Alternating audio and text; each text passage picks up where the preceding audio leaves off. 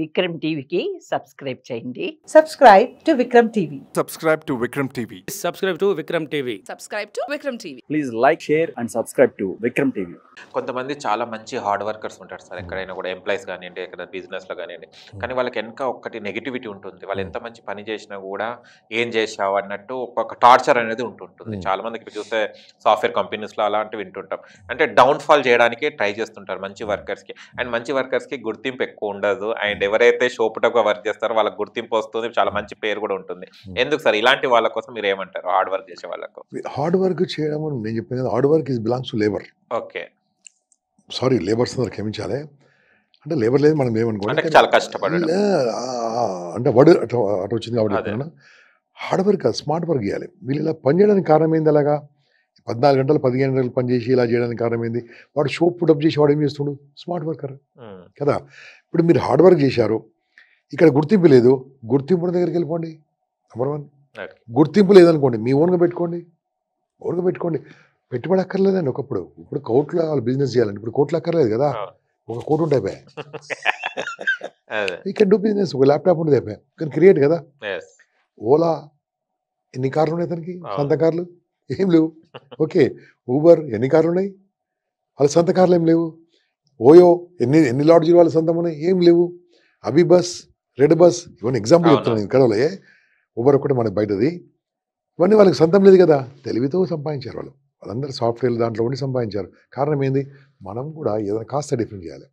ఒక ఊరిలో ఒక అబ్బాయి ఏం చేశాడు, ఒక క్లాస్ తీసుకుంటుంటే అడిగాడు, సార్ నేను ఏం చేసినా నాకు సార్ గుర్తింపు లేదు సార్, ఇక్కడ నా సంస్థ అంతా నన్ను చేస్తుంటే సార్ కులం ఫీలింగ్ ఎక్కువ సార్, ఇక్కడ కులం ఫీలింగ్ ఎక్కువ ఉంది, వాళ్ళు అంత కులం చేస్తున్నారు సార్, నన్ను తొక్కేస్తారు సార్ అన్నారు. తొక్కేశారంటే నువ్వు అదృష్టవంతుని చెప్పి, అదేంటి సార్ ఇలా మాట్లాడుతున్నాడు? నువ్వు తొక్కబడ్డావు అంటే నువ్వు రేపు కాబోతున్న మహావృక్షాన్ని వాడు గుర్తుంచుకో. ఎందుకంటే తొక్కుతుంది వాళ్ళ విత్తనం, నువ్వు విత్తనము, నేను తొక్కుతున్నారు మహావృక్ష. సరే ఏం చేయాలి సార్ అన్న, ఆలోచించు, కొత్తగా ఆలోచించు. ఈ స్టార్టెడ్ ఏఐ టూల్స్ నేర్చుకున్నాడండి. ఏ టూల్స్ నేర్చుకున్నాడు, అంతమంది యూట్యూబ్ ఎడిటింగ్ నేర్చుకున్నాడు, అన్ని నేర్చుకున్నాడు. Last year is income is 2 crores. 2 crores. ఆయన ఓపెన్గా యూట్యూబ్లో ఫేస్బుక్లో పెట్టాడు, మా ఇన్కమ్ ఇస్ 2 lakhs అని. ఇప్పుడు నాకు ఇక్కడే ఒక ఆఫీస్ పెట్టి 20 మంది స్టాఫ్ ఏఐ నేర్పిస్తూ మంచి వీడియో ద్వారా ఈజ్ ఎర్నింగ్ గుడ్ మనీ. పని చేసేటప్పుడు రోజు ఏడిపే తొక్కేస్తున్నారు. ఇప్పుడు ఆ తొక్కేసిన సంస్థనే ఈయన కన్సల్టెంట్గా తీసుకున్నారు. Okay, consultant now is charging lakhs. Okay, so ఏదైనా సరే వాళ్ళ పేరు చెప్తే బాగుంటుంది, కానీ దిస్ ఈస్ ది మెథడ్. నువ్వు ఆలోచించు. మాలాంటి మోటివేటర్స్కి ఫోన్ చేయండి, సైకాలజిస్ట్కి ఫోన్ చేయండి, కుళ్ళిపోకండి. లేదంటే బెస్ట్ పెళ్ళి అయితే మీ భార్యని అడగండి, షీ విల్ కరెక్ట్ సజెషన్.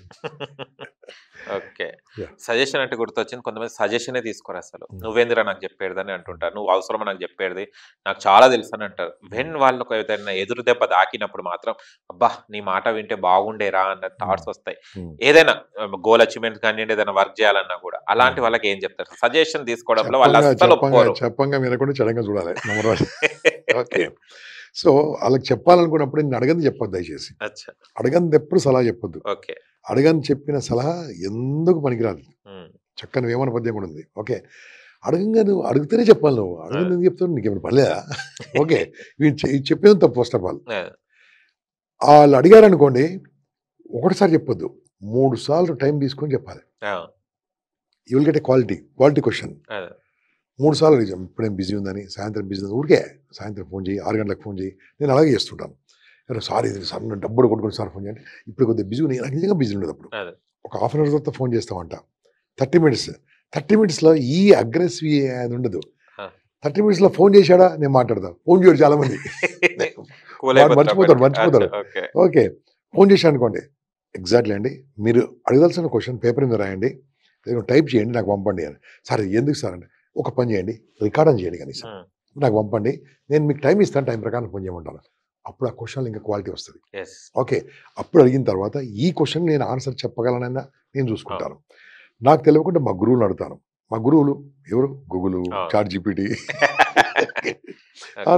నిజంగా సైకాలజిస్ట్ ఎవరంటే వాళ్ళు అడిగి తెలియకుండా బుక్స్ అడిగి వాళ్ళకి చెప్తాను, please call me so and so time.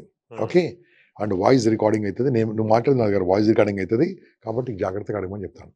Voice recording అయినప్పుడు కరెక్ట్ మాట్లాడతాడు. Okay, I give answer. I don't charge for that. ఎందుకు ఇవన్నీ మనము డబ్బులు తీసుకొని కాదు, ఉడికే కదా చెప్పేది, అవును. సలహా చెప్పేది. ఎవడో వానికి ఇబ్బందులు ఉండి మనకు ఫోన్ చేశాడు, ఇబ్బందుల మీద మనం ఎంకరేజ్ చేసుకోకూడదు. సో ఎప్పుడు I do like that. So చాలా ఈజీ, అడగంది చెప్పొద్దు.